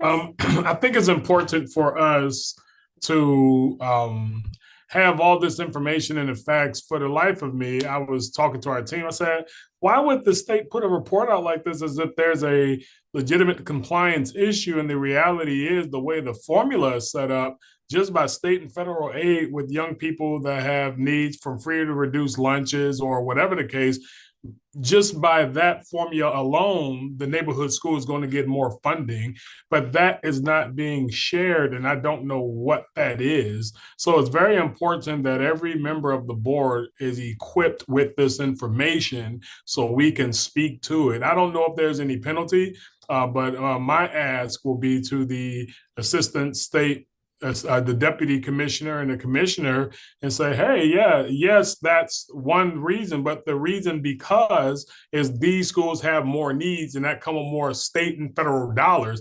That's not our doing. That's what the law says. So I think it's important that we know that and understand that I believe the state is trying to defend against a case, but there's context that has to be put out there. And I cannot understand if there would be any consequence of any way, shape, or form, because that's not our doing. We're not saying, hey, let's just give the neighborhood school more.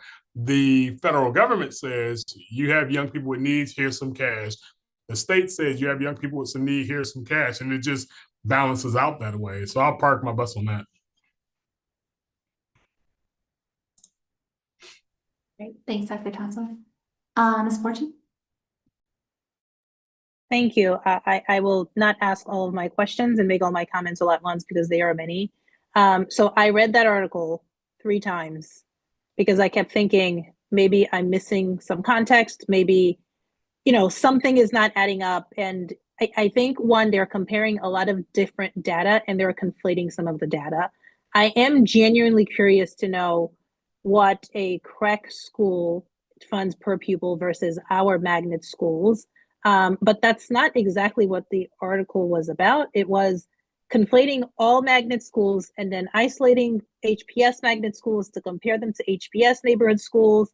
It was just such a, just a jumble of all the numbers that it almost, it felt like very irresponsible reporting from my perspective. And my inference was exactly as you've stated, Caitlin, that it is due to the concentration of need and poverty in our neighborhood schools, which is not at all mentioned in the article. So that's very concerning. But I see this too as an opportunity for us as a board and for this district to open up the conversation about CHEF. I've said this before, I've dug a lot into this, trying to fully understand it. A lot of people who I respect, who are doing great work with respect to equity and integration and so on, seem to be aligned on the side of CHEF and just continuing to change it and tweak it and reform it and amend it to make it work. But ultimately, my own observations on this board over the past 16 months or so has been, they've been that CHEF is good. It's providing better education to a good number of students. But for the students who don't get into these magnet schools, they are stuck in neighborhood schools that have an even higher concentration of poverty and need than these schools would have had if there had not been CHEF, right? So the fundamental root cause is that we need good schools for all students, and CHEF is still not doing that. It's falling far short of that, particularly for the students who are not in these schools. So I really hope we'll sort of lean into this and address the structural issue, because it's failing our highest need students. And then you get reports like this that kind of perpetuate this lie and paints this inaccurate picture. And then we're on the defensive now, almost, having to defend a flawed system that we don't want, but it's the system we have and it's the one we have to operate with. And then people on the other side make it seem like they're just like finding this huge injustice and unfair treatment, and they're pointing out the flaw in that. So that I'll stop there, see what my fellow board members have to say, and then I'll have some additional questions and comments. But I would like to get the full report. I don't think I've seen that.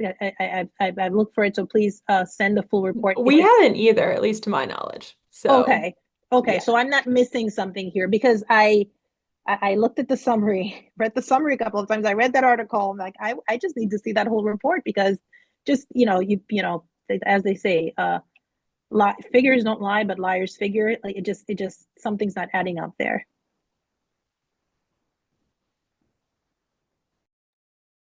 Mr. Walker? Yeah, thank you, Jer.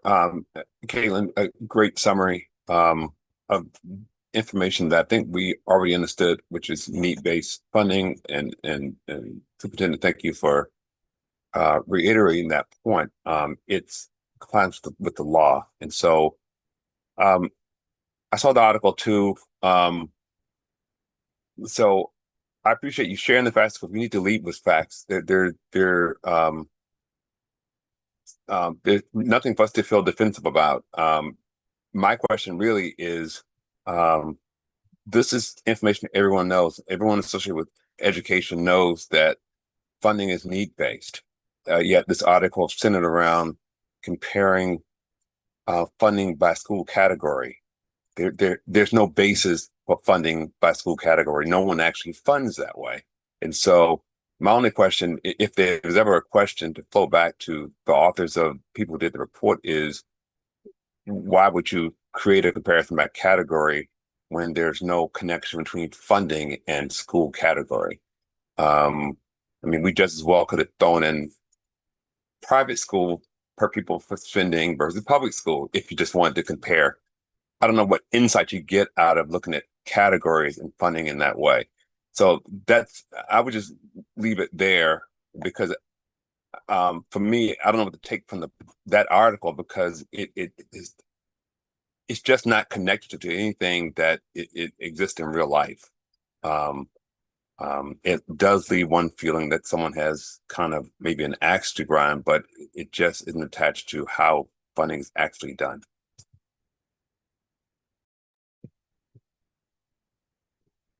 Thanks, Mr. Walker. Mrs. Strata-Perez?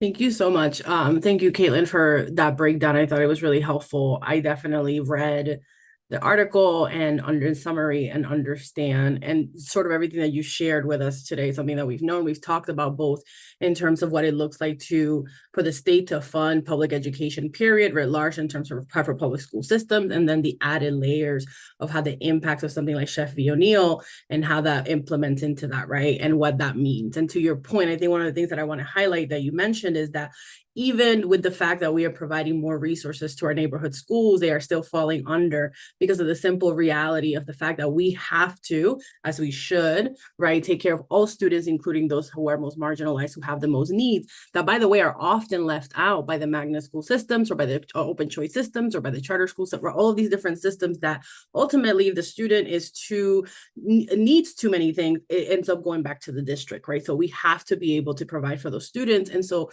hence we're talking about the root cause of that inequality. And I think where I'm sitting with is two things. I think we know internally here that what that article says is misleading in the way that it's comparing, right, these different structures, when we know that it's based on need, right, that we operate based on need. But what I am curious about is what is going to be our response, both for the state, right? What is going to be our official response for the state, because it is something the state talked about, and B, what is going to be our official response to, in terms of pushing the narrative?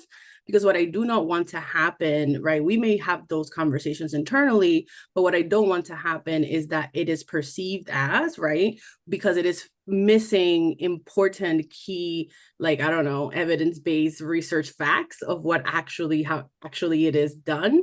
So in terms of really, especially because we are having a bigger conversation here about public education, period, and what it looks like to fund our public education system, our magnet school system, and we have to be reporting it properly. So I think what I'm sitting with, and I'll sort of stop here, is what is going to be our response, right? Are we as a district going to, what are we going to say to the state? How are we going to maneuver that? And also, how are we going to follow up with media? Because although I don't think there's anything to be defensive about, because we do know that we are doing what needs to be done, I do think that there has to be a correction of the record for the purposes of making sure that the record is accurate to what is actually happening, and that is addressing the root cause of the issue. Is not just these arbitrary comparisons that we're doing, but actually the root funding of education, period, and what that means for both our magnet schools and our neighborhood schools. So I just wanted to sort of put it in our ear about how is it that we want to respond to this, and in the future conversations around this, because I think our response is going to be equally as important as this coming out.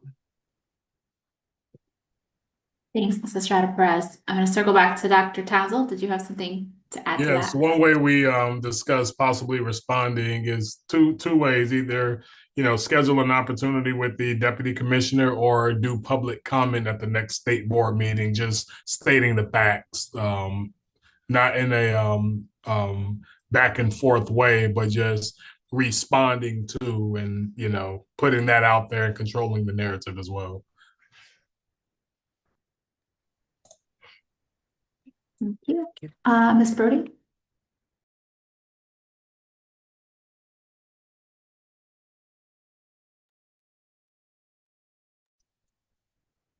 Thank you. I'm trying to get on. Can you guys hear me? Yep. No. Yes. Okay, good. Okay. So I just wanted to stress to everyone that it's not like a magnet school is magical and your kid go there and everybody does better. If you do our numbers, some of our Hartford kids are struggling in our magnet schools.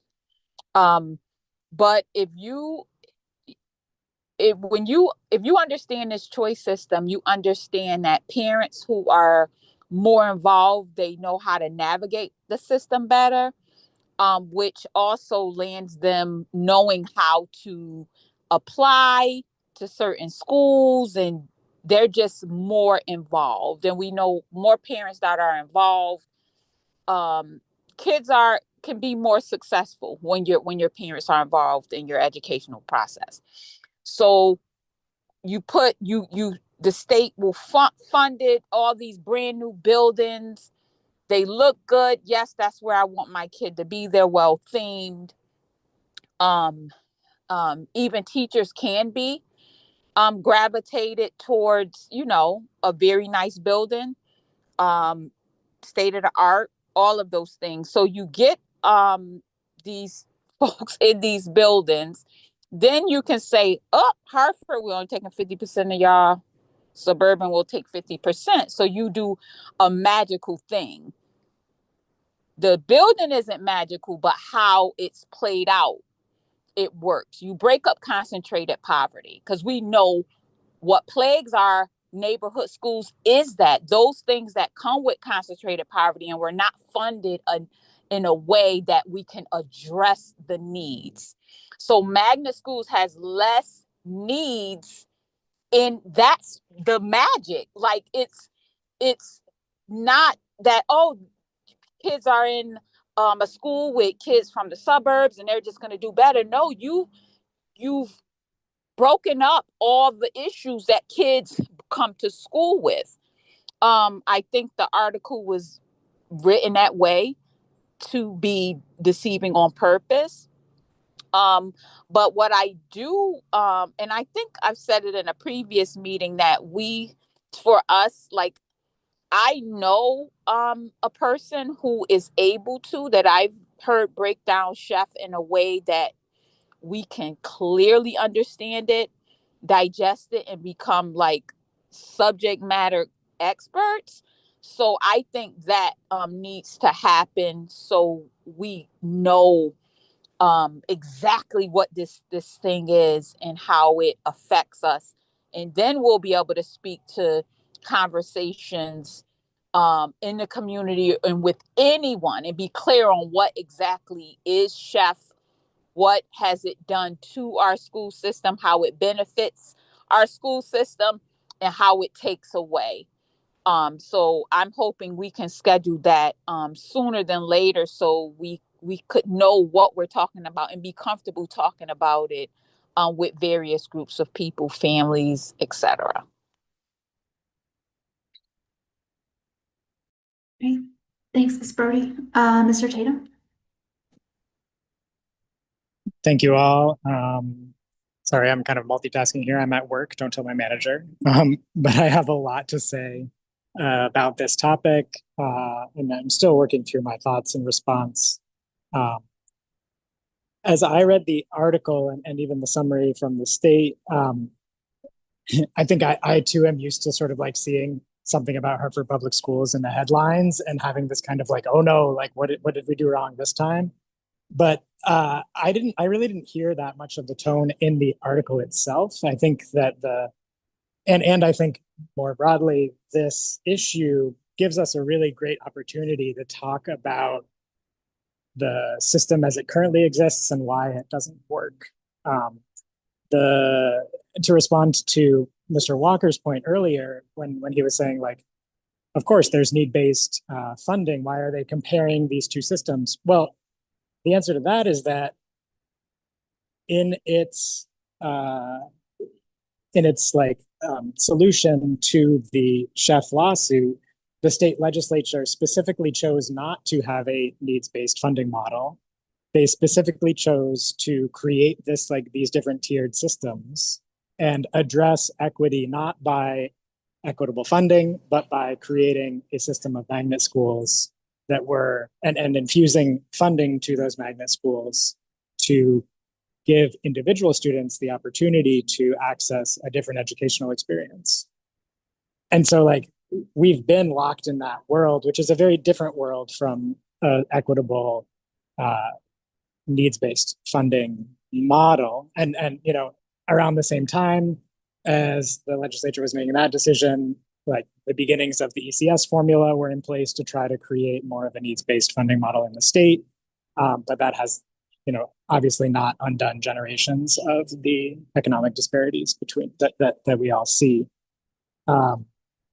So like another part of the story that is here is that, you know, even in my time in Hartford, starting back in teaching in the system in 2018, when I was looking at schools to apply for here, like I noticed a disparity between HPS magnets and HPS neighborhood schools in terms of what was available in terms of resources. And I think to its credit, the district has addressed those inequities by, you know, slowly reallocating more equitably resources. It has not been that's been hard on magnet schools, at least speaking for the one that I worked at and seeing some pretty significant changes there in terms of programming. It's been hard to like know colleagues there and see that decline in opportunity, and the narrative there is sort of like, oh well, we're becoming just like another magnet school, just like another neighborhood school. So part of the narrative here that I think needs some nuance is like, yes, actually, like reallocating resources equitably as the state constitution demands we do means that we won't have these shiny, you know, over-resourced, comparatively speaking, magnet schools when there's limited resources. That it's actually the right thing to do to ensure that as much as we can, we're allocating those resources equitably, which means to the schools that have the highest need. And Caitlin, thank you very much for sharing so much great data about that does clearly explain like why it is that the funding within our Hartford Public Schools is the way it is. I think that's very sensible and paints a good picture for us. The article, however, and I would encourage us in our responses to point out that like this is really about the larger, you know, greater Hartford educational landscape and how the state has chosen to try to address educational and social inequities, not through equitable school funding, but through a magnet system that in some cases, and in Hartford's case in particular, right, like we pay a lot of the tuition that lets CREC have a higher per pupil spending than we do in our own magnets. So it's kind of like the double bind that we're in, right? And this issue really is the entry point to begin to talk about that. And I hope that we'll take every opportunity to say, yeah, like we're operating in the system that y'all built for us here, and here's one way that it's not working. What are some other solutions here? Like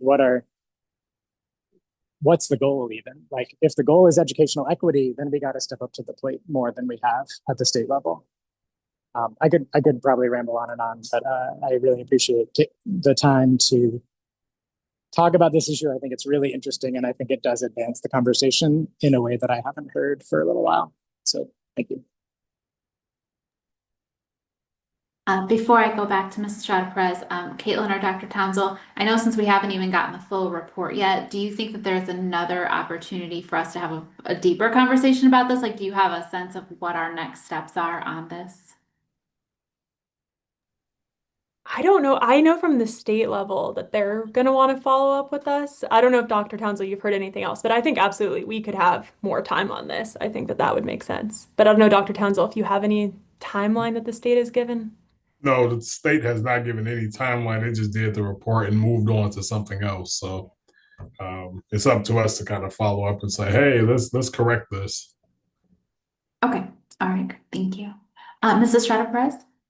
Just a quick question, because I don't know historically and contextually, have we ever done a study on the impact of the chef case writ large on our neighborhood, like on our overall educational system and our overall, like, just the way the setup it is? Like, have we ever done a study ourselves, the state? I just don't remember reading anything about that. So if there's anything there, let me know. But if not, it just made me, when Board Member Tatum was talking, it just made me think about that, right? Like an overall study on what that impact has been in general, so that we can continue the conversation.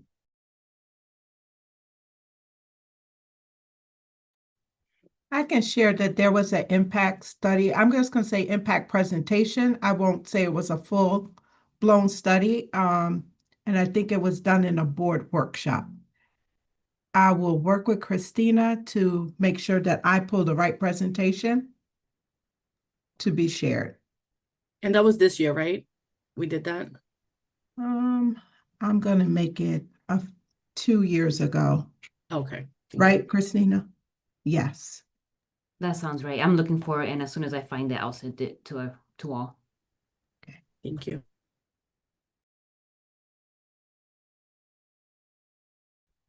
Seeing no other hands raised, I don't know if this is an opportunity, Dr. Townsell or Caitlin, for us to re-engage the advocacy and legislative task force, but I'm sure that folks would, happily get involved in this if that is an area that they can be useful.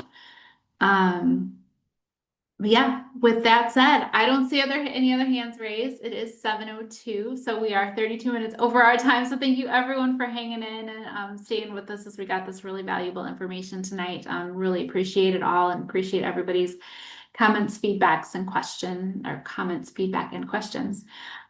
So with that, I am going to adjourn the meeting. Have a wonderful evening, and we'll see everyone back on Wednesday night for another committee of the whole at 5 o'clock. Thanks so much and have a